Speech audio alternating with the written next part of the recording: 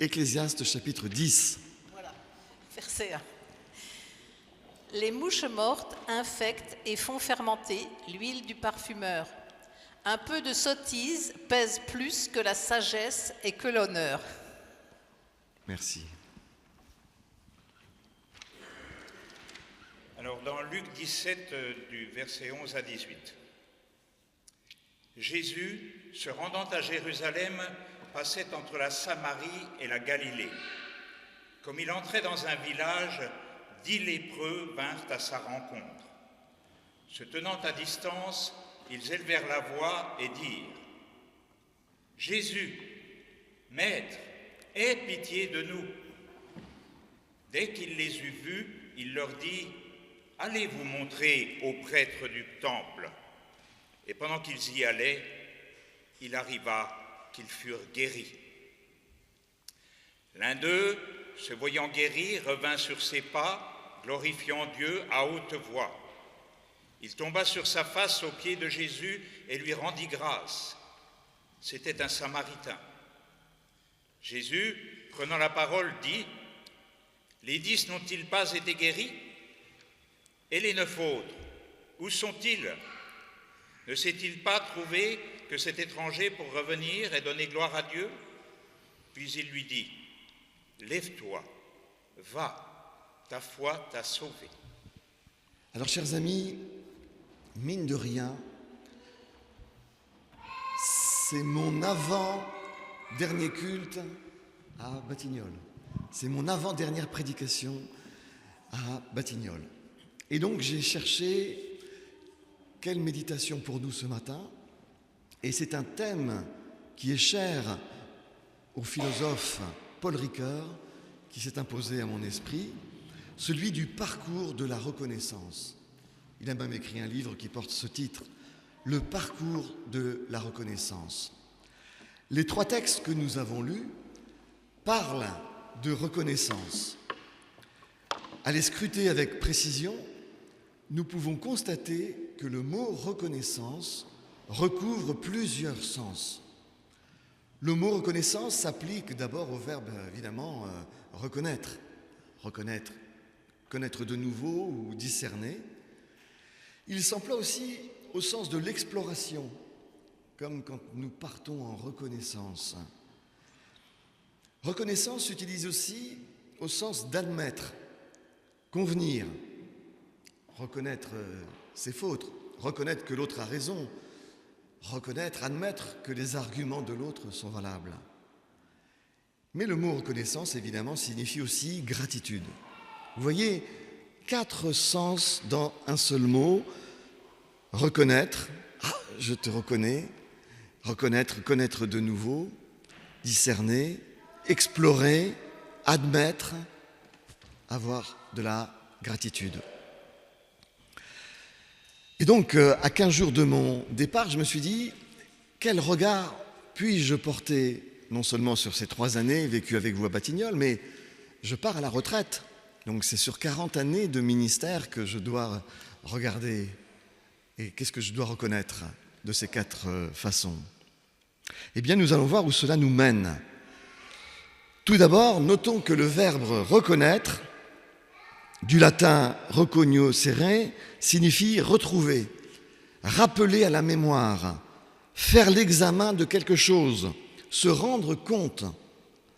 Il s'agit, avec ce verbe, d'examiner, de faire le bilan, de faire le tri, de relever, de noter. La reconnaissance, le verbe reconnaître, est un mode de connaissance. D'où l'idée d'envoyer des émissaires en reconnaissance, afin d'identifier, de distinguer, d'explorer un lieu, une situation. Reconnaître, nous l'avons dit, c'est aussi admettre, consentir, convenir.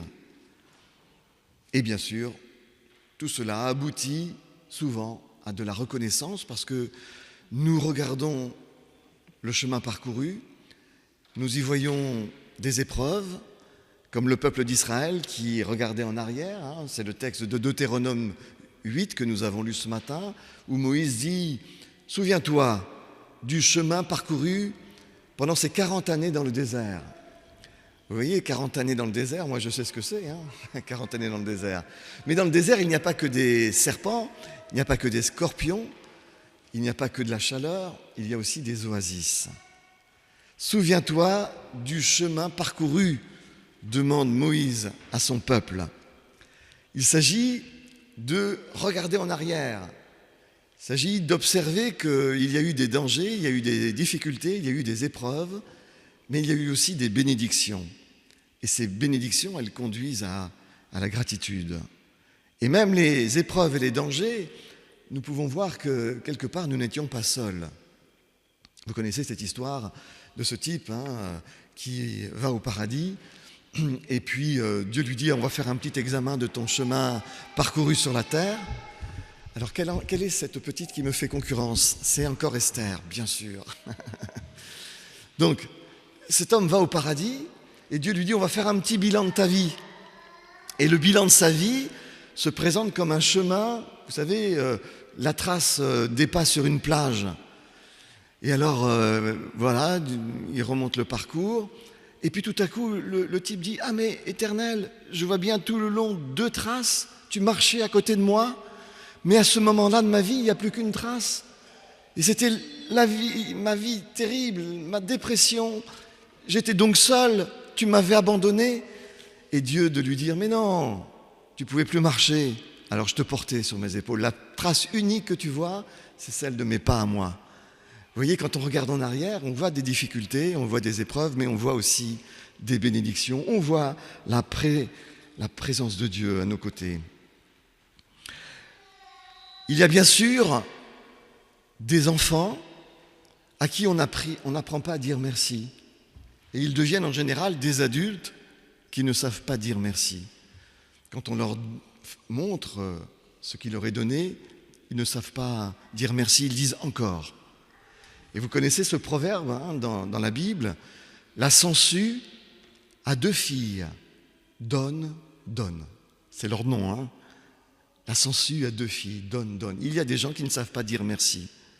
Il y a des gens qui ne savent pas reconnaître que Dieu les a portés au moment difficile et les a bénis dans ces bénédictions qu'ils ont rencontrées, qu'ils ont trouvées. Alors, dans le texte du Deutéronome, on voit qu'il y a les 4 sens du mot reconnaître. Moïse a envoyé 12 espions en reconnaissance pour explorer le pays. Le peuple est appelé à entrer de nouveau, à essayer d'entrer de nouveau parce qu'ils avaient refusé 40 ans avant. Ils doivent entrer de nouveau dans la terre promise. Et donc Moïse demande au peuple de se souvenir, d'examiner, de distinguer, de faire le bilan de ces 40 années dans le désert. Cette remise en mémoire conduit Moïse à demander à son peuple d'admettre, de reconnaître qu'il a pris soin de lui comme un père avec son enfant. « Ta chaussure ne s'est pas usée, dit Moïse. » C'est Dieu qui parle. « Ton vêtement ne s'est pas usé sur toi. Reconnais que l'Éternel t'éduque comme un père éduque son enfant. » Cette remise en mémoire vise le remerciement, la gratitude. Mais je l'ai dit, il y a des gens qui ne savent pas dire merci parce qu'on ne leur apprend pas à dire merci quand ils sont enfants. Et nous avons, dans le texte de Luc que nous avons entendu, le récit de la guérison des 10 lépreux, nous avons un cas d'école où justement la gratitude est aux abonnés absents pour 9 des 10 guéris de la lèpre. Un seul ex-lépreux revient dire à Jésus « Merci pour cette guérison ». Et encore, c'est un étranger, nous dit le texte, un Samaritain. Et les Samaritains, à l'époque, étaient considérés comme des ennemis pour les Judéens. C'est un seul ennemi qui revient. Jésus s'étonne de cette ingratitude des 9. Mais les 10 n'ont-ils pas été guéris, demande-t-il à ses disciples? Et les 9 autres, alors, où sont-ils? Ne s'est-il trouvé que cet étranger pour revenir et donner gloire à Dieu? Aucun des 9 lépreux n'est revenu dire merci à Jésus. Est-ce que ces 9-là pensaient que tout leur était dû? Il y a des gens qui pensent que tout leur est dû. Ils n'ont pas besoin de dire merci. Est-ce que ces gens-là pensaient que le bien qu'on leur faisait est tout à fait naturel? Était-il de ces gens qui estimaient que Jésus finalement faisait que son travail de Messie et de prophète? Il ne disait pas qu'il était payé pour ça, mais enfin, il y a des gens qui pensent que vous êtes payé pour faire ce que vous avez à faire et donc on n'a pas besoin de vous remercier. À moins que ces 9-là aient bien compris que Jésus n'était pas populaire pour les élites et que peut-être il ne fallait pas trop se montrer ses disciples si l'on voulait être réintégré dans la société, parce que vous savez que les lépreux étaient exclus. Et puis, s'ils étaient guéris, on pouvait, 40 jours après les avoir observés que la maladie était vraiment en rémission, on pouvait les réintégrer. Est-ce qu'ils se sont dit, si on montre qu'on est les disciples du Galiléen, peut-être que les chefs ne vont pas nous réintégrer? Bon, toujours est-il que ces 9-là n'ont pas témoigné de gratitude. Ils n'ont pas été reconnaissants. En se retournant, le parcours de la reconnaissance de ce qu'ils avaient obtenu ne les a pas conduits vers la reconnaissance, remerciement. Finalement, ce fut dommage pour eux, parce que s'ils étaient revenus, ils auraient entendu eux aussi et reçu pour eux-mêmes cette parole que Jésus a prononcée à l'égard du lépreux, de l'ex-lépreux guéri. Jésus lui a dit « Va, ta foi t'a sauvé ». Comme quoi, vous voyez, la reconnaissance, la gratitude débouche sur des paroles de grâce, débouche sur la certitude de la paix avec Dieu. La reconnaissance, disait un de mes collègues, est le rempart de l'âme contre les forces de destruction. C'était un pasteur alsacien qui est parti à la retraite depuis, qui a rejoint le club très prisé des retraités. Et je vois mon collègue Philippe ce matin qui est là parmi nous. Et moi-même, je vais rejoindre ce club très prisé bientôt. Mais j'aimerais que vous reteniez cette maxime du pasteur Wilm, parce que je l'ai faite mienne, et ce fut une bénédiction pour toute ma vie. La reconnaissance est le rempart de l'âme contre les forces de destruction. Quelles sont ces forces de destruction qui assaillent notre âme? Nous pensons bien sûr à des fautes, nous pensons à la rancune, nous pensons à la jalousie peut-être. Il y a une métaphore dans l'Ecclésiaste que Elisabeth nous a lue ce matin, qui est une métaphore éclairante de ces forces de destruction et comment elles entrent dans notre âme. C'est cette métaphore où Coëlette, l'Ecclésiaste, dit « Les mouches mortes infectent et font fermenter l'huile du parfumeur. Un peu de sottise pèse plus que la sagesse et que l'honneur. » La métaphore du sage est signifiante. Quoi de plus parlant que cette image des barriques des parfumeurs de l'Antiquité, remplis de cette précieuse huile aromatisée avec laquelle on faisait les parfums. Imaginez ces barriques d'huile des parfumeurs, choyées, dorlotées, mais qu'un minuscule insecte, une mouche, venait corrompre en venant s'y noyer, en tombant dedans et en entrant en décomposition. Un simple insecte insignifiant pouvait ruiner le travail de mois et d'années du parfumeur. Les mouches mortes infectent et font fermenter l'huile du parfumeur, et c'est pour Coëlette une comparaison. Un peu de sottise pèse plus que la sagesse et que l'honneur. La frontière entre le bien et le mal est parfois ténue, mais un petit peu de mal, jugé insignifiant, sans envergure sur le coup, peut avoir des conséquences redoutables dans toute notre vie. Combien de vies ont été ruinées par une seule faute, parfois d'apparence mineure? Combien d'espoirs, de rêves ou de succès se sont envolés à cause d'un peu de sottise ou d'un peu de méchanceté. Pour quelques paroles amères, prononcées sous l'emprise de la colère ou de la jalousie, les bonnes relations se détériorent. Pour quelques ragots bêtement colportés, la confiance se perd dans l'amertume et dans la désillusion. Pour une limite indûment franchie dans les rapports, des contrats prometteurs, des collaborations fructueuses ou des projets audacieux tombent à l'eau. Une infinité d'exemples pourraient encore être convoqués pour démontrer qu'avec un petit peu de péché, un peu de manque de respect, un peu de non-reconnaissance, on peut infecter nos vies et celles des autres et corrompre la précieuse huile parfumée de notre sérénité intérieure. La métaphore du sage donne à penser. Le parcours de la reconnaissance, dans ses diverses acceptions, nous invite à la vigilance et au discernement.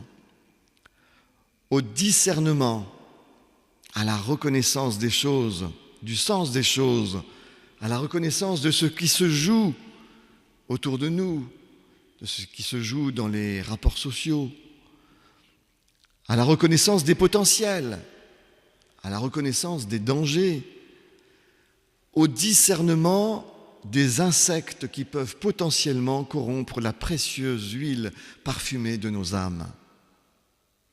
Le discernement, la vigilance, être capable d'anticiper, d'envoyer notre intelligence en reconnaissance pour saisir le réel et pour prévenir plutôt que pour guérir.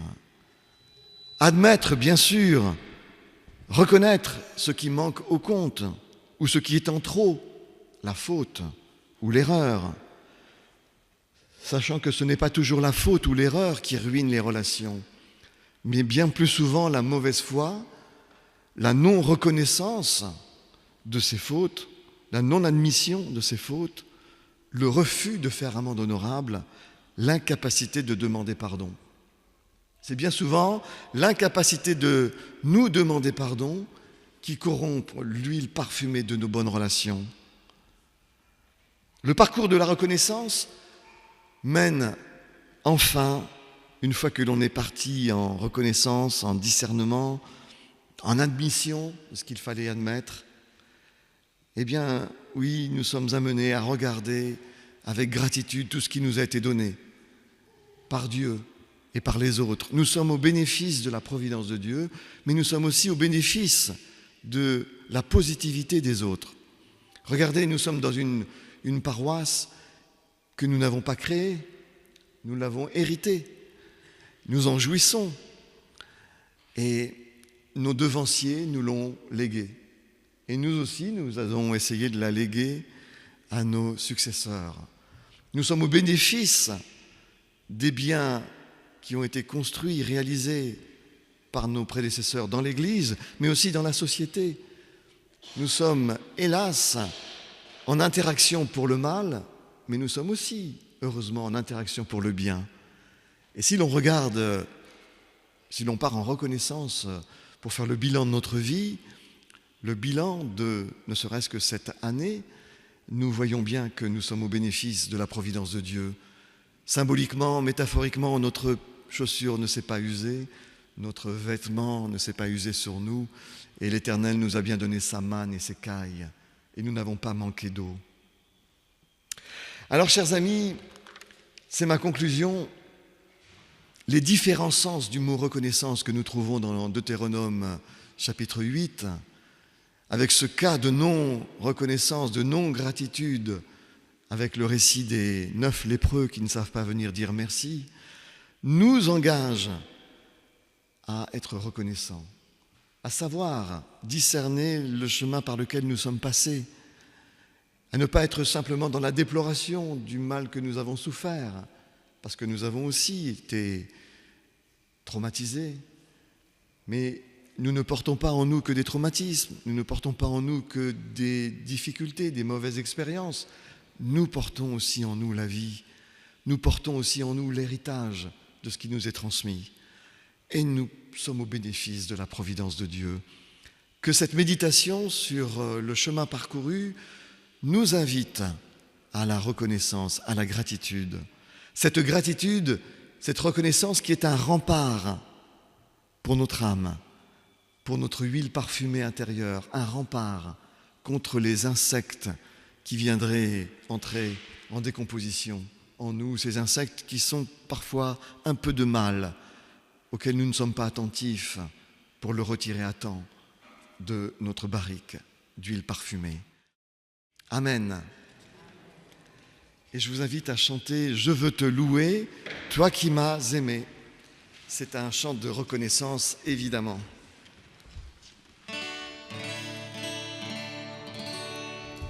Je veux te louer, toi qui m'as aimé.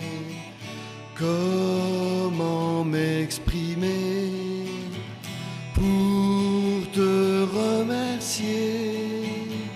Tu as rempli ma vie de joie et d'harmonie. Oh, merci. Je veux te louer, toi qui m'as aimé. Comment m'exprimer pour te remercier? Tu as rempli ma vie de joie et d'harmonie. Oh, merci.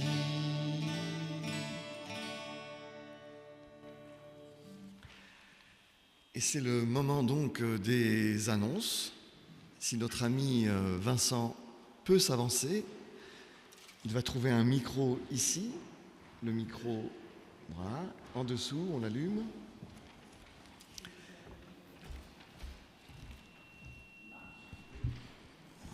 Je suis dans le thème alors. Regarde, c'est comme ça. Voilà, et ben, je suis dans le thème en t'exprimant nos 1000 merci, Bruno, pour tes 1000 actes pastoraux. Attends le 21. Attends, bien sûr. En tout cas, c'est le bon culte pour déjà t'exprimer toute notre reconnaissance. Merci. Et comme c'est jamais assez, le parcours de reconnaissance passe par une étape très importante, le 21 juin. Donc le 21 juin, j'espère que vous avez déjà noté dans vos tablettes que la journée est bloquée. C'est traditionnellement autour de cette date la fête de la paroisse avec un grand barbecue. Et forcément cette année, comme ce sera le dernier culte de Bruno à Batignolles et avant cette page qui se tourne et cette page qui s'ouvre pour toi avec ta retraite, ce sera l'occasion de nous dire, de te dire toute notre amitié et toute notre reconnaissance. Donc notez bien le 21 juin et vous serez mis à contribution comme chaque année pour le barbecue. Hein. Donc le principe c'est que chacun ramène des grillades, hein, éventuellement quelques desserts, et puis on aura besoin la veille, le samedi 20, de quelques bonnes volontés pour préparer les salades qui seront donc préparées par la paroisse et partagées avec tout le monde le dimanche. Voilà. En dehors de ça, le 26 juin, il y a la nuit des veilleurs de l'ACAT, hein, le groupe des chrétiens qui luttent contre la torture, qui se réunira au temple à 20h. Cette année, le thème de la nuit des veilleurs, ce sera la persécution pour ceux qui défendent l'environnement. Voilà. Et puis sinon, dans l'agenda de la paroisse, mardi prochain, le 9, à 19h30, il y a la chorale. Et le lundi suivant, le 15, le groupe de prière à 19h. Et je passe le micro. Et le 11, il y a un culte guitare, scène, le dernier culte guitare de Bruno. Comment ? Du groupe qui est là, hein, le groupe du jeudi. Tout le monde n'est pas là, mais il y a une grande partie représentée, une belle partie représentée. Le 11. Et le 13, ah oui, le 13, il y a la présentation du Kering revisité à 10h30. J'ai un micro. Le Kérim revisité, c'est mon dernier livre. Hein. Et donc c'est la pasteure Béatrice Cléraud-Mazir de l'Oratoire qui vient m'interviewer sur mon livre. Alors ne manquez pas ça quand même.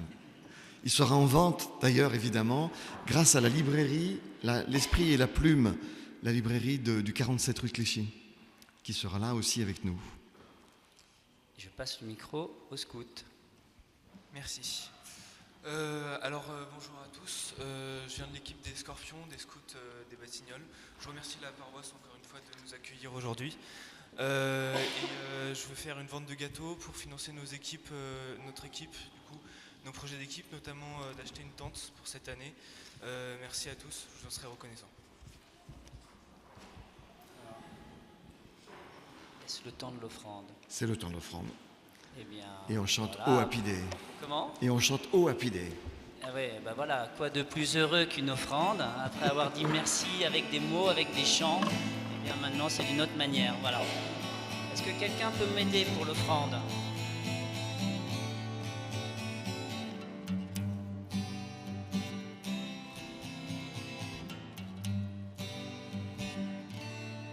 Oh happy day, oh happy day, when Jesus wash, my Jesus wash, He washing my sin away. Oh happy day, oh happy day. Oh happy day, oh happy day, Jesus wash, my Jesus wash, Jesus wash, He washing my sin away. Oh happy day, oh happy day. He taught me how to wash, fire and pray,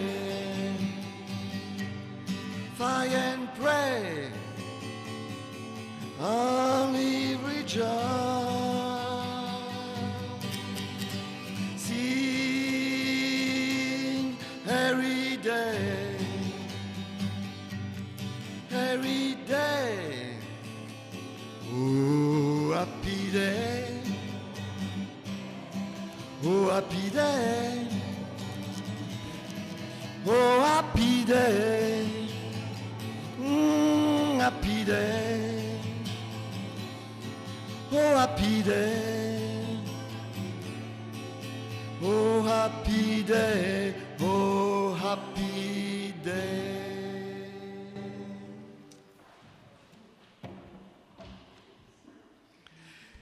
Et je vous invite à bien vouloir vous lever pour le temps de la scène.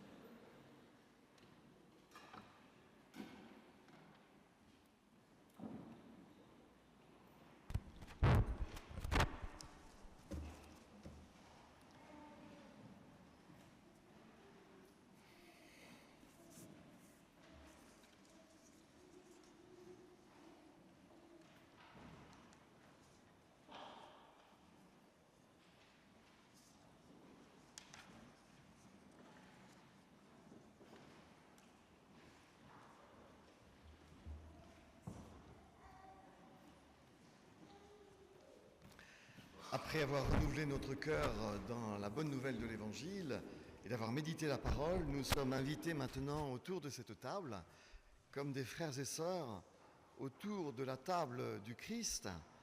Mais c'est lui qui la préside et c'est lui qui nous donne sa communion et la communion au Père. Alors qui que nous soyons, quelle que soit notre étiquette religieuse, si nous pouvons dire que Jésus-Christ est le Seigneur, nous sommes les bienvenus dans ce repas de communion.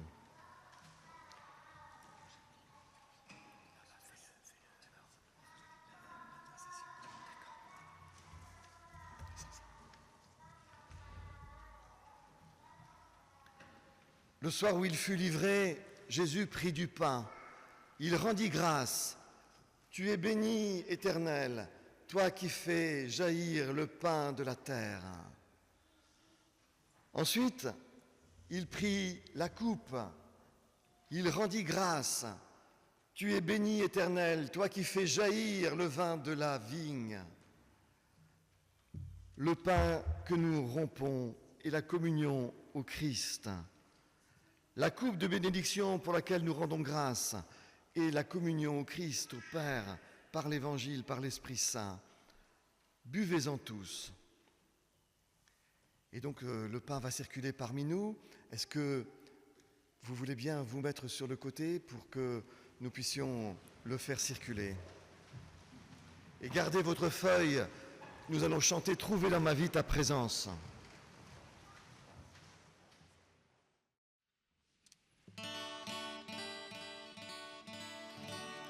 Trouver dans ma vie ta présence, tenir une lampe allumée, choisir avec toi la confiance, aimer se savoir aimer, croiser ton regard dans le doute, brûler à l'écho de ta voix. Rester pour le pain de la route, savoir reconnaître ton pas, trouver dans ma vie ta présence, tenir une lampe allumée, choisir avec toi la confiance, aimer et se savoir aimer. Brûler quand le feu devient cendre, partir vers celui qui attend, choisir avec toi, reprendre, fêter le retour d'un enfant, trouver dans ma vie ta présence, tenir une lampe allumée. Avec toi, ta confiance, aimer se savoir aimer. Ouvrir quand tu frappes à ma porte, briser les verrous de la peur, savoir tout ce que tu m'apportes, rester devenir rien. Trouver dans ma vie ta présence, tenir une lampe allumée, choisir avec toi ta confiance, aimer et se savoir aimer.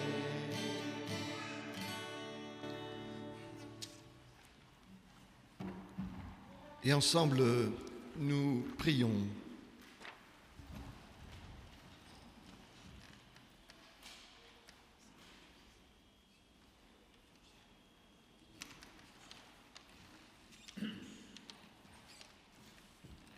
Jésus nous a appris à te dire notre Père, ô Éternel. Nous comprenons par là que tu nous regardes avec tendresse, avec humour et bienveillance. Nous aussi, nous aimons nos enfants et nos jeunes. Et c'est pourquoi nous voulons te prier pour eux ce matin. Sois avec eux tout au long de cette saison estivale qui vient et fais germer en eux les semis de l'Évangile que nous avons plantés. Visite également nos anciens. Merci pour leur constance et leur fidélité. Souviens-toi de leurs prières et exauce ce que leur cœur demande. Fais de nous des personnes reconnaissantes dans tous les sens du mot. Que ta lumière nous garde vigilants pour que nous ne laissions pas un peu de péché ou un peu de sottise corrompre notre huile parfumée intérieure. Donne-nous de retenir cette métaphore de l'huile parfumée et de l'insecte, et de savoir renforcer nos remparts intérieurs contre les forces de destruction qui sont dans le monde, mais aussi en nous. Fortifie toi-même les remparts de notre âme contre les forces de destruction en nous et dans le monde. Et nous nous rendons toujours plus reconnaissants pour la positivité des autres et pour les multiples soins de ta providence. Et tous ensemble, nous te disons, notre Père,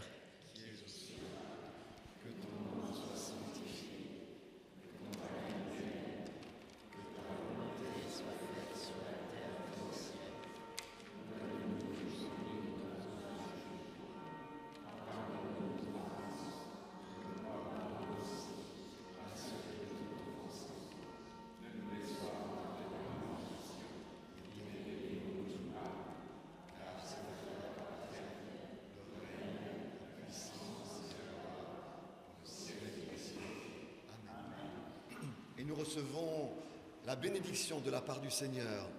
Le Seigneur vous bénit et il vous garde.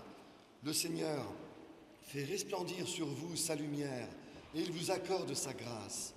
Le Seigneur tourne sa face vers vous et il vous donne la paix. Allez avec la paix du Seigneur.